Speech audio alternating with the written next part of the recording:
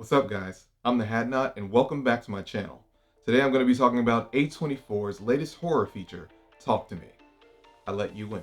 A24's Talk to Me is directed by Danny and Michael Philippou. These twins are behind the Raka Raka series that you may have seen.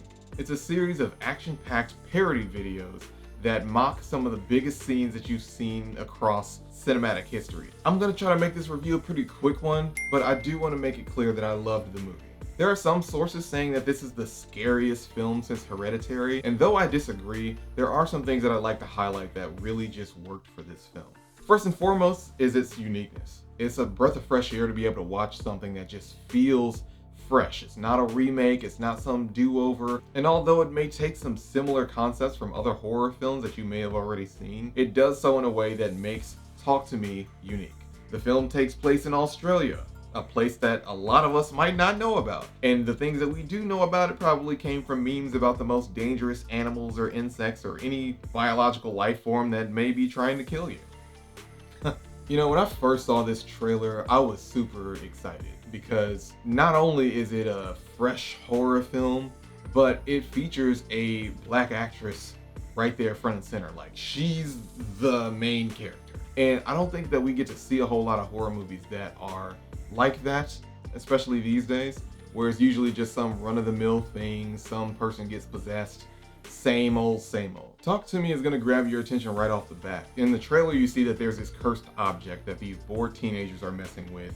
They have no idea the repercussions of dealing with something like this, dealing with the unknown and playing by these rules, and obviously you know that the big problem is that somebody's gonna break those rules and all hell is gonna break loose. And that's where it's even more interesting because the lead character appears to be a black woman. Now, a lot of us like to watch movies and think about common sense. The thing is that when you have an emotional tie-in that is as deep as the main character Sophie Wilde's tie-in is, then you start to understand and you start to get reeled in, and that's when you can really suspend your disbelief. And suspension of disbelief is one of the most important things to be able to get your audience to do when you're making a horror movie. That allows them to be a lot more immersed. I talk about immersion a lot when I'm talking about movies because it's probably the most important thing to be able to get your audiences to buy into all the way so that they're in their seat, paying attention to your film, and they're just all in from beginning to end. What Talk to Me does really effectively is it establishes the rules at the beginning. You know, from the first, or technically the second party that happens, where these teenagers are getting together to have this seance between Mia, who is played by Sophie Wilde, and all of her other, I don't even know if I can call them her friends, because they're some pretty terrible friends if they were. But anyway, they explain the rules that once you shake hands with this cursed object, this severed hand of a Satanist or whatever, and then you tell them, I let you in, you have 90 seconds to talk with this thing and interact with it, however, before you have to close the door by blowing out a candle or something like that. And if you go over that, then it could have just otherworldly problems at your doorstep. Obviously, as shown in the trailer, this line gets crossed, and from there it's just a constant roller coaster ride. But back to my earlier point about how people were talking about how Talk to Me is the scariest film since Hereditary. I disagree, because there are a bunch of films that have come out, horror movies that have come out in the past 365 days, or we'll just make it a little bit more fair and say maybe the past 3 to 5 years, that I feel subjectively were a lot more disturbing and scarier in the way of like keep you up at night. But it really all depends on maybe where you are in life, what actually scares you. Now, if we're only talking about A24's films, then yeah, this is their scariest film since Hereditary. That I hold to be true. Now, keep this in mind. I've seen quite a bit of horror movies, so I might be a bit desensitized to the things that might make you guys feel scared. So don't take this as me saying that A24's Talk to Me is not scary, because it is.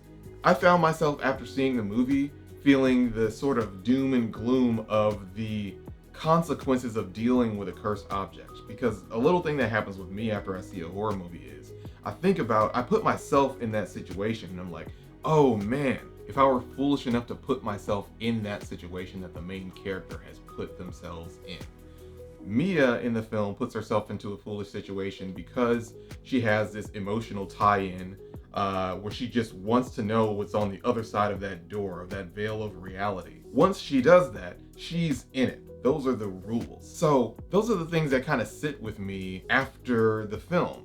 Would people in real life do this? I think so, absolutely. And that's what's kind of scary, is that you get a group of I think about the stupid things that I did when I was a teenager. And I think about like, oh, if this thing happened at a house party and everybody was doing it, especially if phones were around when I was a teenager. I'm just saying, like, if social media was as big as it was when I was a teenager, with people in their phones and everything being recorded and all of that, then it's just like, oh man, would I have gotten into that? Now, my smarter self says I wouldn't have.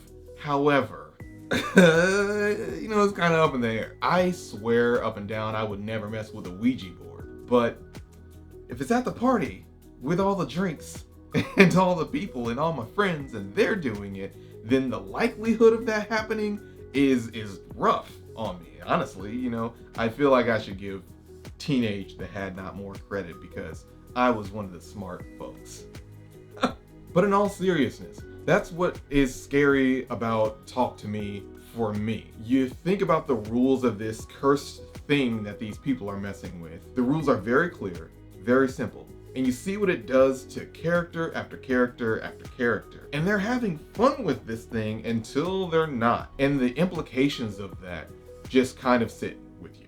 Maybe that's only for me, but I think that's what they did extremely well. The camera angles that are involved with it, the cinematography overall, but just them putting it in these household setting and sort of bringing in these really unique sorts of spirits or demons or whatever. I also read a brief interview from the Philippou twins about how they came about these things. And these guys fully developed the lore behind these spirits that they're communicating with, where these spirits came from. And I thought that was just really interesting, which makes things a lot more creepy. Take the film Paranormal Activity, for example. The thing that creeped me out about that film the most is when they brought out that sort of lore book of what those demons and spirits were and showed what they might look like and what they might do, their little subclasses of abilities. That got to me for like weeks after I watched that movie. So I feel like Talk to Me kind of does the same thing. Even if they don't show you right away, you start to wonder where these things came from and what their story is. I want to highlight the performances of two actors for Talk to Me. Number one, Sophie Wilde. She killed that role. Like, the first possession scene that you see, it's in the trailer, not a spoiler. The one that you see in the trailer is even better than the way that it's revealed in the trailer.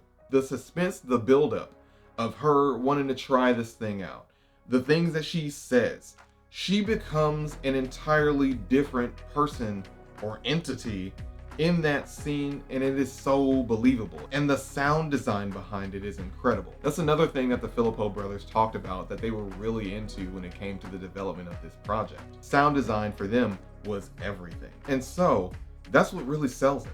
The second performance that I'd like to highlight is Joe Bird as Riley. He's a kid who is the younger brother of one of these characters who just kind of tags along and especially is under the wing of Mia's character played by Sophie Wilde. Joe Bird has a performance in this film that, if he hasn't already had a breakout performance, this one is it. If you want to think about A24's Hereditary and how that sort of transformation happened or that possession happened in that classroom scene with the desk, this movie is going to satisfy you in the same way, if not better. The way that the scene carries out after that is genuinely terrifying because you have a boy and you have these spirits, and when those two things connect, the theater is probably going to be silent until the mess starts. I think that if you go into this film not really expecting a scare fest all the way through, but really just an emotional story about why somebody would want to willingly tether their spirit with a cursed object in order to communicate with the dead, then I think you're gonna have a better time. Every time I hear A24's name on a project, I get really excited because I think about my favorite things that are by them. While that's a good thing as a fan, sometimes it could be a damaging thing for your ability to enjoy something to the fullest. I now try to follow the method of just watching a movie and trusting the filmmaker's decisions as the things that they wanted to do. As a filmmaker myself, I struggle with that a lot, because you can start writing something and filming and shooting it, and then you start thinking about what everybody else might want to see versus the project that you wanted to put together from the beginning. Another thing the Philippou brothers said in their interview that really stuck with me was their decision to work on this project despite getting offers for like some unknown DCEU project that was going to happen. I think they got offered a Street Fighter film, don't quote me, but I think that's what I read. And they wanted to stick to this film because it was the thing that they just had to make. They got the idea, they pitched it, they just really wanted to make it, and they had, you know, other studios that they were going to work with, but ultimately they chose A24 for the creative freedoms that they got to have. And then we got this. The film, I believe, was made for $4.5 million. Opening weekend, it made past like 11 million, so a win's a win. And though this might contradict the thing that I said earlier about trusting the filmmaker's decisions and just kind of letting them do their thing as you just kind of go into the journey and let the film be the film, I wish that, you know, the ghouls, spirits, demons, whatever you're gonna call them, were a lot more frightening in more effective ways. This film is probably more about the bridge between the living and the dead and the emotional ties that we have with the unknown and the people that we loved and where they might be. I just wish it would have blown me away in that sense. I like to be scared, and I think that you like to be scared too if you're watching horror movies. Talk to Me does that. It does have some scary moments that I will remember probably forever. I don't know about y'all, but I'm here for the rise in black horror actresses in cinema because they are killing it right now. What a time to be alive. The Blackening, They Clone Tyrone, even though that's more sci-fi and mystery and not necessarily horror. Talk to Me, can't even think of them on the top of my head. Y'all have been killing it. I'm very proud. I think it's brilliant that they kind of took something that, you know, in a world full of cameras, you can't really have that sort of, oh, nobody saw the ghost thing. Because this is set, from my understanding, in the present, and these kids are there at a party, everybody's got their phones out, everybody saw it. They're not doing the cop-out, they're just making it so you are in it and you can understand the appeal of people wanting to record the big phenomenon that people on the other side of the camera can choose to believe or not. But then they kind of put you in the chair in the room with these people who are going around in a circle like that 70s show with a severed hand as their cursed object as they walk between worlds. I thought that was great. Talk to Me really does leave you with some of those heavier thoughts of the consequences of, for a more PG rated sort of video here, effing around and finding out. Aaron McLisky, great job on the cinematography there. Felt like the camera movements really just kind of communicated the camera movements that we see people doing with their phones today. I dug it. I thought that was tight. It was dope. Sorry. I'm a millennial. I'm using words that you kids probably don't use today. So I have to ask, would you communicate with the dead if you were at a house party with your friends and there was some cursed object there and there were a set thing of rules where your friends made you feel safe and said, hey, as long as you break out after 90 seconds, I've got the timer right here, just do it and have fun. Would you do it? I feel like they have to change that phrase of, if your friends are all jumping off a bridge, would you go and do it too? And be like, oh, if all your friends were doing a seance with a severed hand of a Satanist, would you do it too? Because, I mean, it's right there, everybody's got their phones out, and you don't want to look like a punk. Yeah, seriously, that would just be a bad idea. Don't do that. And for a little shameless plug, if you do like horror, then I urge you to follow my Birth of Flowers horror anthology. It's a series that I'm putting together with some friends. We're raising money towards it on our GoFundMe page, which I'll put in the description below. Any support counts. Anywho, thanks for watching. This has been my review. I'm the Hadnot, and I'll see you next time. Hadnot out.